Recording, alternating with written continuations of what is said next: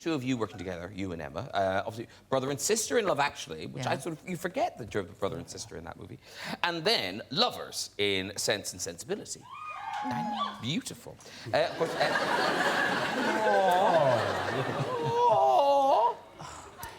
He was so grumpy all the time. So grumpy. He knew me, he'd known me for years. There was nothing there for him. He knew that I wasn't going to cough up. Actually, he couldn't have been less interested. I'm trying to make it look good. But in fact... I did let you down on that. I was grumpy, fat, bad, you were and got arrested halfway through the... Yeah. Well, you were so famous because you hadn't been famous. We'd done 2 films together where neither of us was famous, and then you were suddenly very famous because of 4 Weddings. What were those other 2 films? Impromptu, where you played Chopin in a terrible wig. Yes. And The Remains of the Day, where you got killed in the war. Yes, very sad. Very sad. you are incredibly good at the crying, Emma. I mean, there's that one. There's The Remains of the Day. That crying, a lot of crying is sensational at the end of it. And, of course, Love Actually. Everyone loves the Love Actually crying. Heart-wrenching. No, see, look. Everyone loves that crying. Do you have a shortcut to crying? No. Like a dead dog or whatever? No, I don't. No.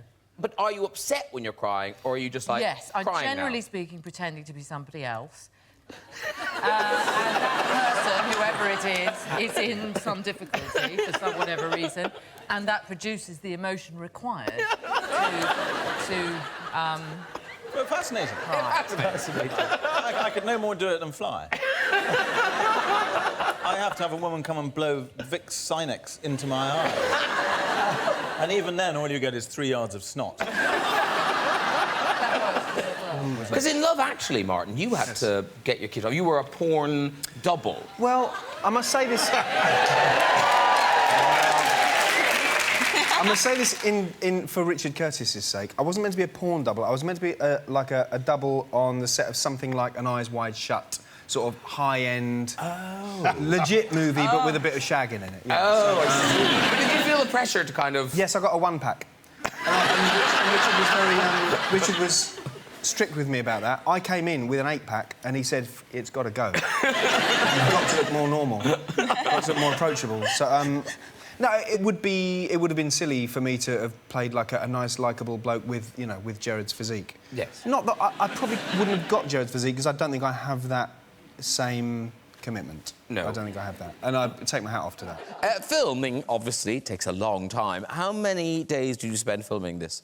We spent 18 days filming it. Woohoo! Yeah. That is the future, isn't it? That is the future. Yeah, it was really quick. And we had about, I think, the script came in at about 180, 190 pages odd by the end. And it was 18 days to shoot. So we were just rattling through, reams and reams of the story and the dialogue. Yeah. And presumably that made kind of, really practical things, just like learning lines hard.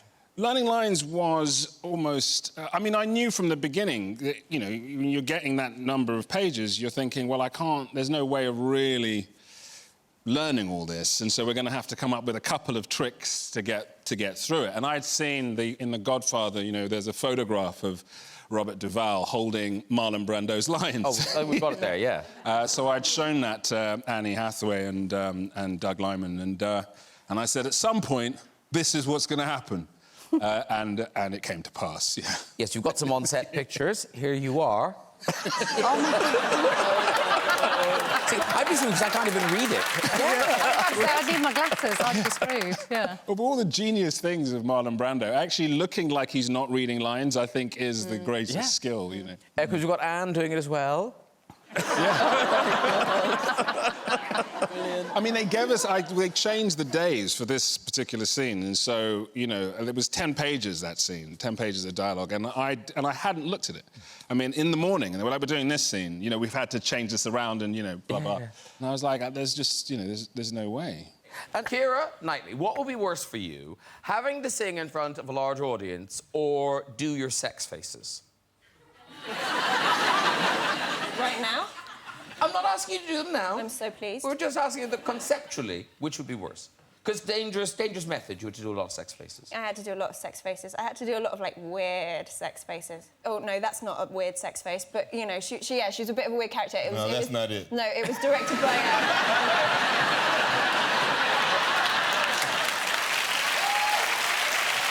I like that movie. You promised you wouldn't tell anyone. No, yeah. I had to go on Skype with David Cronenberg so that he could see what my planned weird sex faces were. That's Yeah, no, it's awful on every level because I'd never met him before. So, like, to say, hello, nice to meet you, and then all of a sudden have to go, so, hey, what are your sex faces? Which I'd been practising in the mirror just before, which is just a weird thing to do. And I went on and I got in the mirror, because they were meant to be, like, horrible sex faces. So they were horrible, but Skype froze. Weird, horrible sex face. So my, like, meeting with this big director, who I think is amazing, was suddenly just this kind of... It's great. But you do seem to have... I don't know whether it's bad luck a lot or just... of bad sex well, faces. No, Kieran, Graham, no. thank you, I'm Graham. not saying that. Right. You mean like bad sex faces? What is a or bad sex bad face? sex faces? They're two very different things. It's two very different things. Yeah. You know, a bad sex face is just... But then, Nina, you had the thrill of being one of the biggest Christmas movies of all time, Love Actually, playing Hugh Grant's... it was private secretary. Yeah. There you are. That's evil, isn't it? Can I just say, annoyingly untouched by time? Hugh Grant looks like a schoolboy. You look exactly the same. That's just because I haven't changed my hair in, I don't know, 30 years or something. Yeah, that's his mistake. But you didn't get how big this film kind of remains. No, I had no idea. Maybe I just don't watch telly at Christmas, but I had no idea it was shown every year. Because I don't get a check every year, let's be honest. That would have reminded you. That would have helped, yeah. But presumably people come up to you about it. Oh, yeah, and I've realised recently I was filming Killing Eve, I think it was, and there was a youngish man. I thought he was just sort of, you know, my age, but clearly not. And we'd been filming for quite a while, and then we were sat sort of somewhere, something like this, and he was sort of looking at me and going, can I just say that it's just really weird sitting next to you because you're in my house every Christmas and I've grown up with you on screen on Christmas Day. And even if they didn't put the sound up, it's on. It's just on. I'm in his living room and have been since he can, ever since he can remember, which is worrying, really. Because Laura, obviously, you're happily married now, it's all lovely. It all worked out. But when you've been single, your friends have tried to set you up. Yeah, they did. And who did they see you with? Well, that's the thing that's the most confounding. The people who they have in your mind, like, in will come, you know, some person, the farthest thing you could possibly imagine. I went out on one date with one guy. We were at the dinner table, and all of a sudden he went, meow. I have apologised.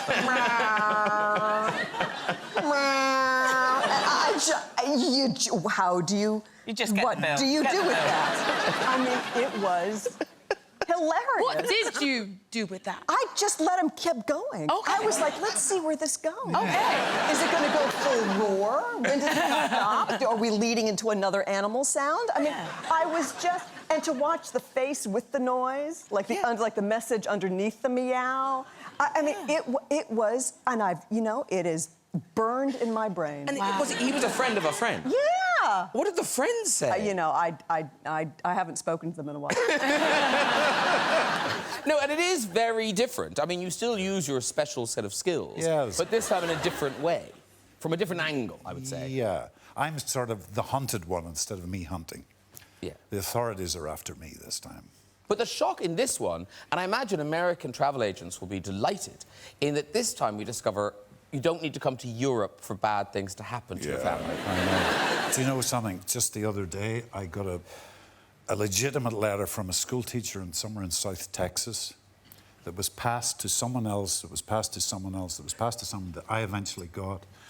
And she had tried to take 60 students from South Texas to Europe, to, you know, all the scenic spots in Europe and stuff, during a summer vacation.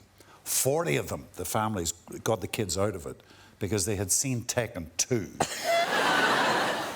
And then this year she wanted to take 20 of them, and they all said no. The parents said no, they're not going because we've seen that movie. Now these are kids that haven't left South Texas and never will. So I'm trying to compose a letter to the teacher to read out to the kids and stuff. I don't know. Well, they should look at Taken 3. America, very dangerous also. Yeah. Yeah. No, that's true. There are just those fantastic set pieces that people love watching you do. The, you know, the energy tablets. Yes, sequence, yes. Which must be that must be knackering. It was knackering, actually. Yes, it was. Yeah, it's a dance sequence in which I display some extreme. I think we've got some dance moves. There's some of your moves. Oh yeah. Yes. And it's very, and it was very taxing. Yes, yes, I have to say. And you know, it doesn't get less taxing with the advancing years. But I managed to keep it going, and we just did a couple of takes in which I just sort of did the silliest stuff I could. Yeah. And is it very kind of po-faced, kind of going, that's funny, that's funny? Or do you not laugh? Do you never laugh? Oh, I do laugh. Yes. That's good. But do you make yourself laugh? Very, very occasionally that I find what I do funny, but it's almost actually, it's often on stage where it happens the most, when you feel, you know, there's something about stage performance. It's more likely that your performance will run away with itself, you know. Sometimes trying to do a performance or trying to make a moment funny is like trying to push a ball up a hill, and you're trying to get it as high as you can, and then sometimes there's an extraordinary moment when it sort of tips over the other side and runs away from you, and actually you are no longer in charge of the performance, that actually there's something about the moment, it just goes, whoa. And, you know, you've been pushing, you've tried all you can, and you've got it pretty high and it's fine, but then suddenly it can go beyond, and suddenly you're not in control of your performance. It's rather a strange thing. I think it's only ever happened to me on stage when doing sort of comedy sketches and things on stage, rather than on film, whereas film I find very, very difficult. Exhausting. I find it exhausting, and I find it stressful. This constant belief that what you're doing is not as good as it could be, you know. And of course, the problem with film is you can have another go if you've got a director were you that and producer. guy? I'm afraid so. Oh, you are that guy. I'll do it again. I'll do it again. Yeah, I mean, I do stop eventually when I just get bored. It's great to reach the point when you just can't be bothered to do another take, and that's normally when the director goes, oh, goodness, we've reached that point. You had a similar thing with Love Actually, where suddenly people were going, oh.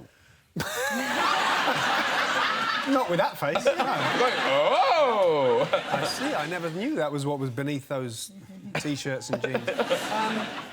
No, I guess the point with Love Actually was it was not meant to be sexy. It was meant to be kind of innocent and fun. So it wasn't that, you know, when you do sex scenes that are where you are giving that, you know, when you're acting that, that's a little bit more vulnerable making. Do you know what I mean? It's a bit more because, you know, inevitably you're kind of giving away some of your own state secrets there, you know.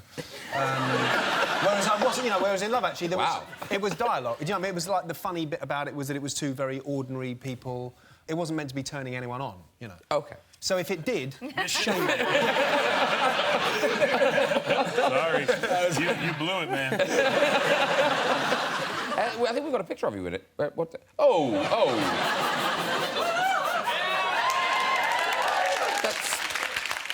I wasn't expecting to see that. I'm naked at other parts. Yeah. Well, not fully naked. You get a little purse. You do, though, don't you? You get a little purse and... change purse, yeah. Yeah, and it's more humiliating. Oh, is that what you call it? And the woman gets a strip. Yeah. Maybe, but sometimes. Depends who you're working for. Yes. Of course, the Prime Minister, he's been, you know, dragged into it all, and even this week. But something recently did cheer him, because he got to meet the lovely Joanna Page. Here he is meeting you. Now, he loves you. And he just had his nails done. What's... My husband was quite worried after that, because I said, if I can make David Cameron bow to me, I'm going to make your life a nightmare now. And then, what the hell did you say to him here, in this next picture? And you told him how many Tory voters there are in Wales? He was very flattering about the show, asked if we were going to make some more, and I was on my best behaviour. But this isn't the first... You've already been in Buckingham Palace, hadn't you? Yes, I had, yes. When I was in drama school, I went there to perform. What were you doing? What did you give? It was a gala, and I went and performed in As You Like It. And after performing, myself and this actress that I was working with, who played Rosalind, I played Phoebe, we were well, not backstage, but sort of backstage, and sort of went exploring. There was nobody to stop us exploring. I will get arrested now, won't I? But I explored around Buckingham Palace. Did you explore things into your handbag? I did steal a napkin. I did, I couldn't help myself. Is it at home and framed? No, it isn't. I've lost it since. I'm quite disappointed about. Ooh. Did you get anything from number 10? No, but as we were leaving, I went to the bathroom and I looked around and I just had this overwhelming urge to steal something because I thought I'll probably never go back into number 10 again. But there wasn't anything, and I thought, well, the only thing I could steal is some toilet roll. And I thought, I'm not going to do that. And then I had a fleeting thought through my head, which was, I wonder what's in the bin. And then I thought, oh, for goodness sake, Joanna, get out of the bathroom. I told that to my husband, and he was disgusted with me. Nina Norton, you've worked together a few times, haven't you? Couple of times. Love Actually. Love Actually, when we didn't actually meet each other. No, at all. we didn't. No, you were in different seats. No, we didn't meet anyone, really, in Love Actually. No. And The Debt. Oh, my God. With... Yeah. That's right. Some other people who I can't remember. Yeah. I should just say I was in The Debt. You're very good at it. Yeah. Are you in The Debt? Yeah. BAFTA nominee. I wasn't sure. Yeah. It was we were all in Love Actually. There's another load of people I've never met. It was many decades ago. It was 20 years ago. Yeah, decades. Wow. Yeah. And was Love Actually on this Christmas? Presumably it was. It must have been somewhere. Yeah. Here it's a big deal. In America, it's an even bigger deal. Is it? It's, I mean, massive. Did I hear a yes? Yeah, right. No, it's very popular here, but in America, it's like a serious business. I've been asked in America if I've ever done anything else. I did genuinely. Pointy ears, big... Yeah. Hello. This lovely couple came up to me, I can't remember which American airport, and said, we really loved you in Love Actually. It was amazing. It's one of our favourite films. Have you ever done anything else? I was like, why, you little? No, it's a very big deal there. I love that worrying about you. He was good. Yeah, exactly, yeah. He was what good. happened to him? Yeah, why? Why did nothing else happen to him? Yeah. And presumably now you're in London. Does the Love Actually reaction get bigger in London? No. Oh, that's good. Weirdly, no. It's sort of... Love Actually is so much bigger than I ever thought it would ever be, or any of us did, that it's sort of a universal sort of connection that people have with that movie. Well, it's turned into a kind of an annual Christmas movie. People watch Love Actually at Christmas, don't they? Yeah. But people feel sorry for you. They feel very sorry for me, but they shouldn't. They shouldn't, because I really believe I got the best kiss in that movie. Hands down. Yeah. Hands down, I got the best kiss. Sorry. Who's that with Hugh Grant? Rodrigo Santoro. Oh, yeah? Yeah, I mean, come on. Whooping for him, yeah. Way. And it was sweet because we were both very brokenhearted when we made that movie. He had just been dumped, I had just been dumped. No. And I remember the day we were going to go shoot this, and we both sort of slumped in the van. And he was like, Laura, my heart is broken. I was like, so is mine. And we went, and I turned to him, I was like, well, all day long we get to make each other feel better. And I think there is a sweetness to the scene because of that. We were both very sad. Sweet. We must all watch it again now.